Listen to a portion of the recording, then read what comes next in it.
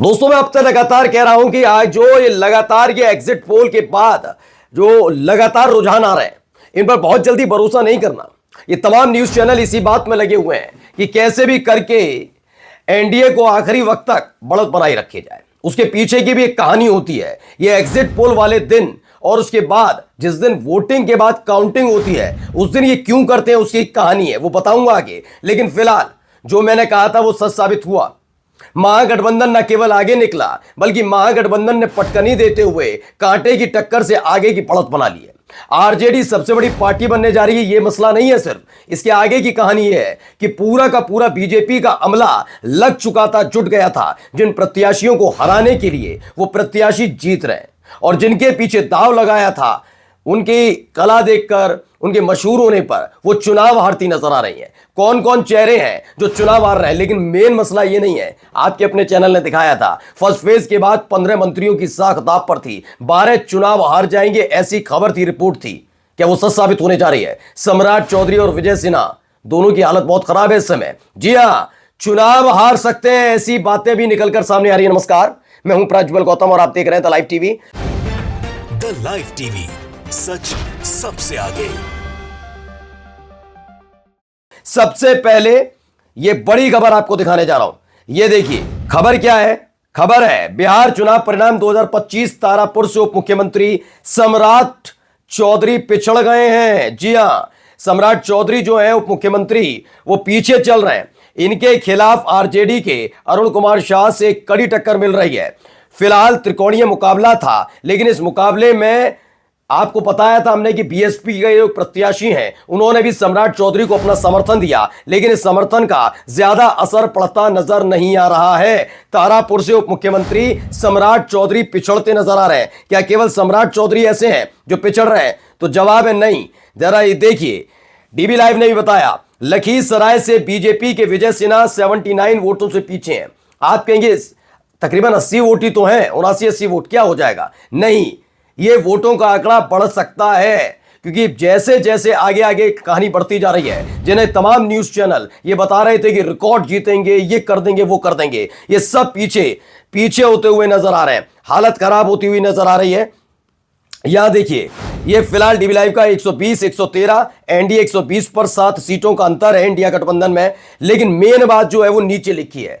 80 सीटों पर आरजेडी है, कांग्रेस 18 पर, सीपीआईएमएल 9, सीपीआई 1, सीपीएम 1, वीआईपी 3 सीटों पर आके और आईआईपी 1, यानी यहां पर सबका खाता खुला है। वहीं बीजेपी और जेडीयू में सिर्फ फुटबॉल चल रही है। 58 सीटों पर बीजेपी आगे है, जेडीयू 54 सीटों पर आगे है, एलजेपीआर 5 की 5 पर बनी हुई है, यानी कि 29 सीटें मिलने के बावजूद कोई कमाल नहीं दिखा पाए चिराग पासवान, ऐसा नजर आ रहा है। हिंदुस्तानी आवामी मोर्चा जिसे लेकर बड़ी बड़ी बातें हो रही थी, लेकिन आरएलएम ने इन्हें बीट कर दिया है। 2 सीटों पर आरएलएम आगे और 1 सीट पर हिंदुस्तानी आवामी मोर्चा। लेकिन बुरी खबर यही है कि सम्राट चौधरी के साथ साथ विजय सिन्हा दोनों उप मुख्यमंत्री पिछड़ते नजर आ रहे हैं, लगातार झटके पर झटके।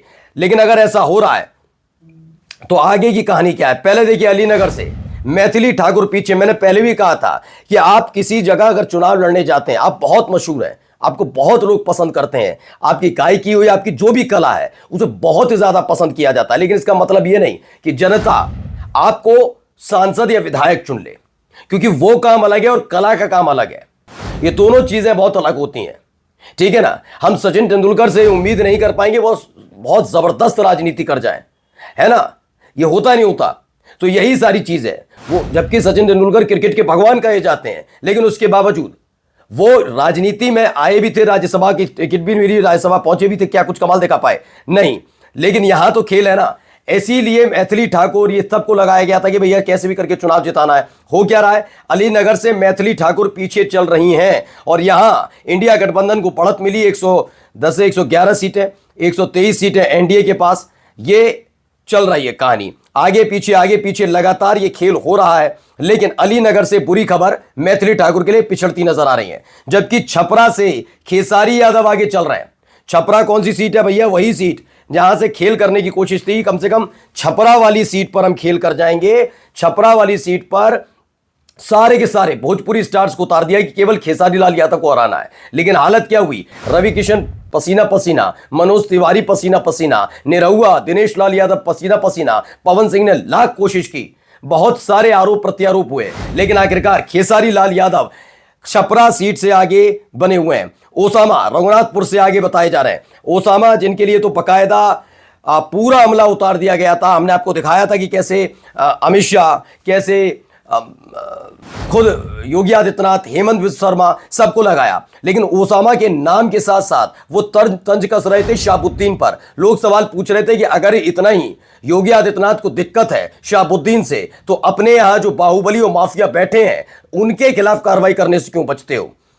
केवल शहाबुद्दीन का नाम लेकर माहौल बनाने से बेहतर है पहले अपने यहां जाकर सफाई करो, फिर किसी और को ज्ञान दो। ओसामा के नाम को लेकर बड़ा तंज कसा था योगी आदित्यनाथ ने। देखिए, बहुत लोग कहते हैं ना, जहां जहां योगी आदित्यनाथ पहुंच जाते हैं रिकॉर्ड मतों से जीतते हैं। देख लीजिए, रघुनाथपुर में रैली करने के बाद शाह, हेमंत बिस्वा शर्मा, योगी आदित्यनाथ की रैली के बाद ये कुछ तरह के इस तरह के हालात बनते हुए नजर आ रहे हैं।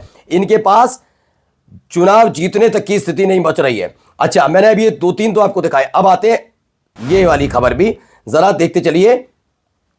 एक और खबर निकली है। यहां खबर क्या है? खबर केवल बिहार में चुनाव नहीं हो रहे हैं, बिहार के चुनाव से इतर भी और भी चुनाव जगह है, जैसे अंता में हो रहा है, वहां राजस्थान में क्या स्थिति है वो मैं दिखाऊंगा। पहले ही देखिए, नतीजों में पलट गए एग्जिट पोल के आंकड़े। 101 सीटों पर महागठबंधन आगे हुआ, 66 सीटों पर एनडीए, यानी पिछड़ता हुआ नजर भी आई है। यही नहीं, खबर यह भी निकल कर आई, ये देखिए, जेडीयू से पिछड़ गई बीजेपी। दरअसल सिर्फ ये लड़ाई, अगर आप ये सोच रहे हैं, समझ रहे हैं कि लड़ाई महागठबंधन को हराने की है, तो ये लड़ाई सिर्फ महागठबंधन को हराने की नहीं है दोस्तों, ये लड़ाई उससे आगे की भी है।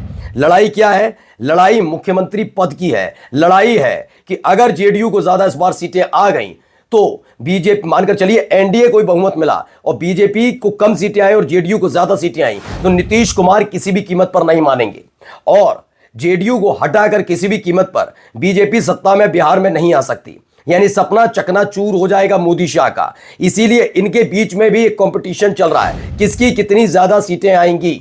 ये सारा खेल इसमें है कि किसकी कितनी ज्यादा सीटें आएंगी। अब आइए पहले ये देखिए अंता में क्या चल रहा है। बिहार में दिया है, बिहार में अगर चुनाव आयोग ने ध्यान नहीं दिया रहता तो ये जो सीटें अभी एनडीए की दिखाई दे रही हैं 123, ये 50% डिवाइडेड बाय 2 कर दीजिए, उतनी सीटें भी आ जाती, तो बहुत दावे के साथ कह रहा हूं मैं। लेकिन ये अब चूंकि इतनी सीटें हैं तो ये आप कह सकते हैं। तो देखिए क्या क्या है, जरा मैं एक बार दिखा दूं। 2-3 जगह का इन्होंने दिखाया है। पहला क्या है? पहला आता है 6 सीटों पर बीजेपी 3 में से 5 नंबर पर है, 3 से 5 नंबर पर है 6 सीटों पर, जहां जहां उपचुनाव हो रहे हैं। कहां कहां क्या क्या हो रहा है जरा समझिए। राजस्थान के अंता में बीजेपी 3 नंबर पर है। राजस्थान जहां सत्ता में है वह 3रे नंबर पर है बीजेपी इस समय। उपचुनाव का भी दिखाता चल रहा हूं आपको, ये देखिए। दूसरा, जुबली हिल्स में बीजेपी 3रे नंबर पर है। जुबली हिल्स में यहां तो वैसे भी असदुद्दीन ओवैसी वाला इलाका और वो तमाम चीजें हैं। आइए अगला देखिए, जुबली हिल्स के अलावा 3रे नंबर पर है बीजेपी, वहां तो उम्मीद भी नहीं थी। पंजाब के तरन तारण सीट पर बीजेपी को कोई पूछने वाला नहीं, 5वें नंबर पर है, पिछड़ती नजर आ रही है उपचुनाव में भी। राजस्थान में सोचिए 30 नंबर पर आ जाती है सत्ता में। उपचुनाव में 8 में से 7 पर बीजेपी पीछे चल रही है। 8 सीटों पर उपचुनाव भी हो रहा है अलग अलग राज्यों में, जिसमें से 7 सीटों पर बीजेपी पिछड़ती नजर आ रही है। उनके दोनों उप मुख्यमंत्री पिछड़ते नजर आ रहे हैं। उनकी बड़ा चेहरा मैथिली ठाकुर वो चुनाव हारती हुई नजर आ रही है। ये कुछ इस तरह की स्थिति बीजेपी के सामने। नमस्कार। द लाइव टीवी, सच सबसे आगे।